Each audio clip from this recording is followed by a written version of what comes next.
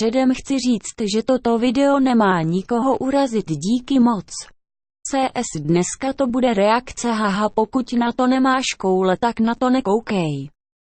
A pokud tohle sledujete, tak blahopřeji, že se toho nebojíte.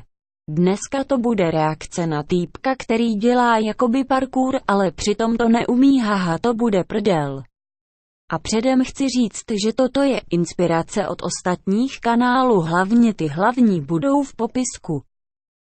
A jdeme na to, ext květináč. Dnešní díl parkouru bude ten druhý. Minulý díl jsme taky dělali parkour. To byl první díl, to bylo pro začátečníky.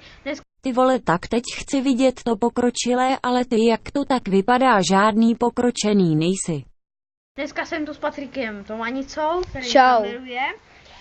A dneska budeme dělat parkour. Fakt už se těším, až nám představíš i tu tvoji babičku, já na tohle fakt nemám, užívejte si život a yes.